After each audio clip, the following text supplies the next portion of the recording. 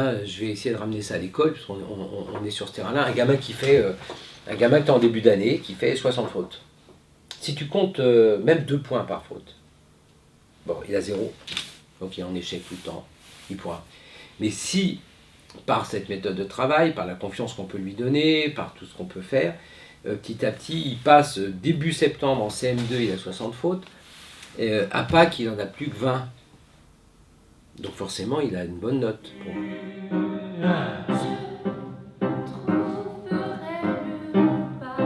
Bien, c'est bien, Marie, c'est mieux. J'ai entendu quelque chose.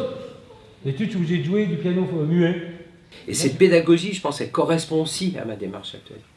C'est-à-dire partir dès l'enfant et voir, il va, et c'est ça l'évaluation où il sera gagnant, parce que s'il évolue pas, là il y a un problème. S'il régresse, ça veut dire qu'il y a un gros problème. Mais même s'il n'est pas sublimement, qu'il ne chante pas super juste, mais qu'il chante de mieux en mieux, c'est ça mon job. Nous au CREA, l'enfant qui se trompe, c'est pas très juste, ou il a mélangé un mot, ou il n'y arrive pas, il est en train d'apprendre quelque chose et il n'y arrive pas, il fait signe. Il n'a pas peur de dire c'est moi devant tout le monde, et personne ne va se foutre jamais de lui. Vous voyez ce que je veux dire? C'est hyper important parce que ça change complètement les modes de transmission que vous pouvez avoir pédagogiques. Alors ça, je ne l'ai pas inventé, je l'ai piqué justement, c'est une des choses positives que j'ai ramenées d'Oxford, où un gamin qui se trompait là-bas faisait signe au chef. Bon. Moi je trouve ça génial parce que là aussi ça remet tout en cause. Et si à l'école on faisait ça, là ça changerait beaucoup de choses.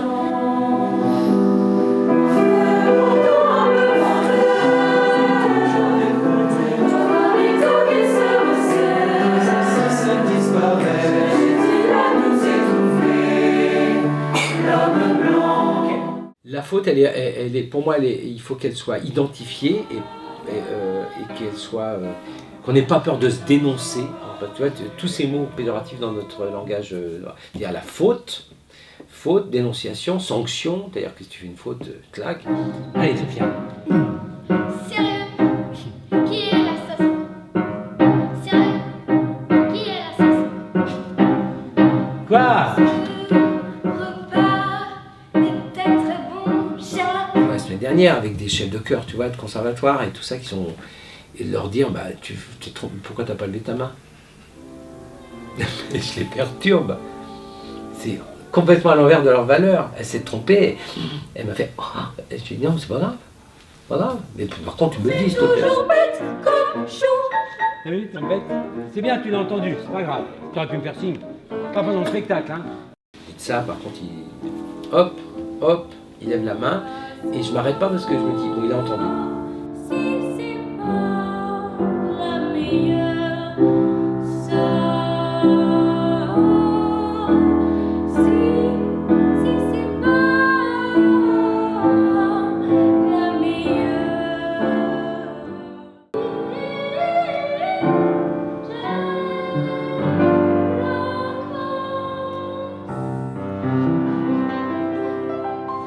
La base de mon travail aussi, je mets énormément de place à l'impro.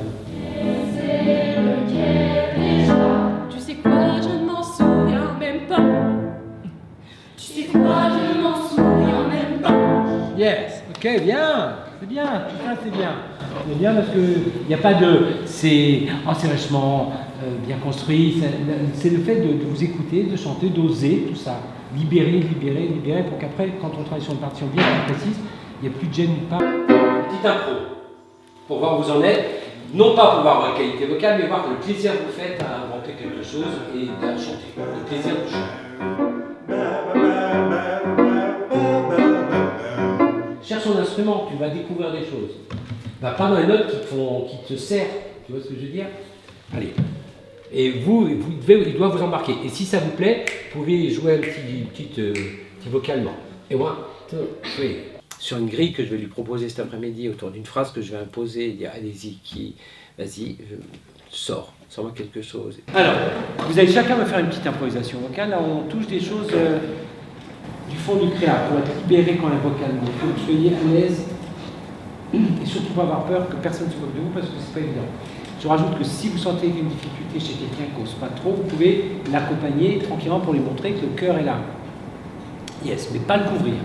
Là, tu es quand même mis à nu à certains moments, justement à travers les activités qui sont proposées. Il y a idée de plaisir, de tout ça, mais malgré tout, on se dit, allez, improvise, faut y aller, quoi. Prends des risques, on s'en fout. Vous voyez ce que je veux dire? C'est ça, rentrer avec lui. Il n'est pas dans le délire, il faut que vous le souteniez. À vous de rentrer dedans, si vous le sentez. D'accord? Excuse-moi d'avoir interrompu. 5, 6, 7, et...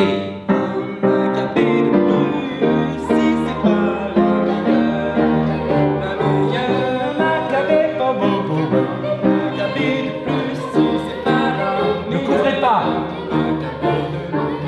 Prends des risques. Et...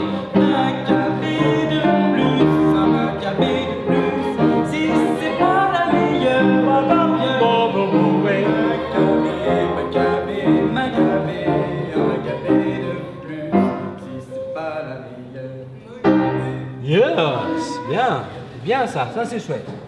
Ils vont pas apprendre à improviser, mais en tout cas ils vont apprendre, c'est tout ce qu'il y a derrière l'improvisation, cette espèce de lâcher prise, d'accepter que en lâchant des choses, il y a des choses qui sont super, il faudra peut-être les garder, ce serait super de les garder d'ailleurs, et des choses qui sont moins bonnes, et ça se fait aux yeux des autres. Enfin, tu vois, le groupe est témoin de ça.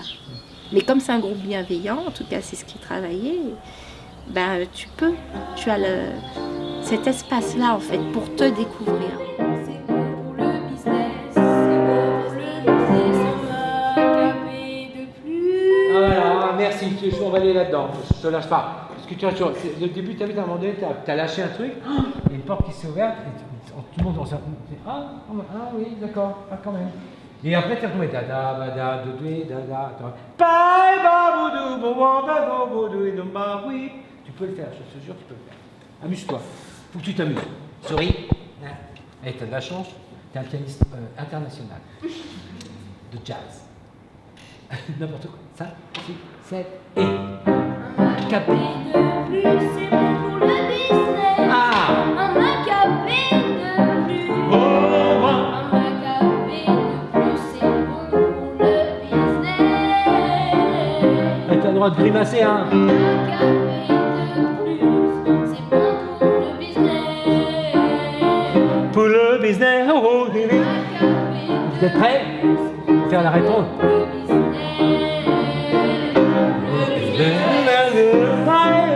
On va faire un disque.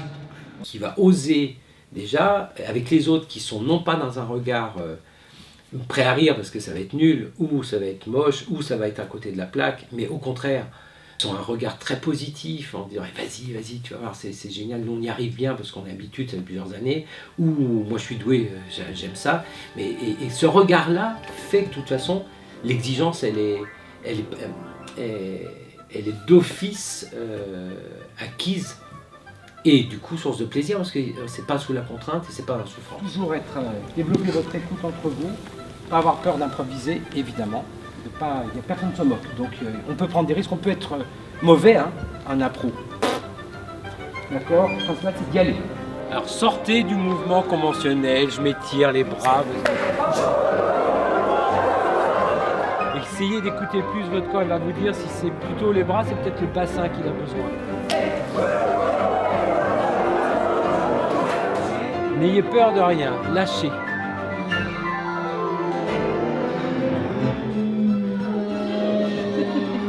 Allez, on fait sauter les verrous, tous ceux qui ont des difficultés à lâcher les choses dans le corps.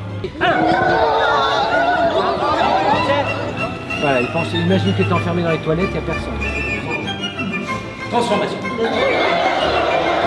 Pause, pause, personne, et vous me faites un délire, vous me faites une impro, mais non. Mais même un chien au zoo qui a été piqué avec des produits vétérinaires, il ne ferait pas ça. Vous, c'est incroyable. Vas-y, Juliane, tu oses pas. Débranche ton cerveau. Allez. On marche en genre. Là, c'est bon.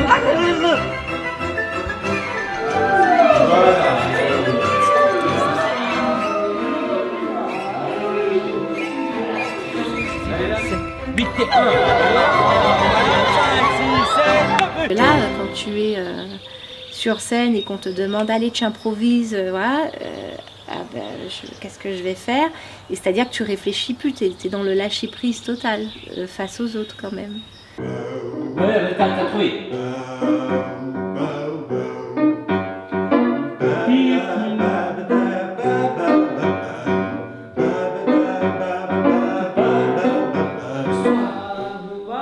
Tu m'as pas fait un beau soleil. C'est ça, j'ai envie que tu prennes des risques. Tant pis si tu te colles contre le soleil, tu te brûles, tu veux de la crème. Mais il faut prendre des risques. Ouah, c'est lui! Oh my god! Moi, je sais depuis le début. Ah, ça paraît sans, si c'est pas la meilleure. Ah, ça paraît sans, si c'est pas la meilleure.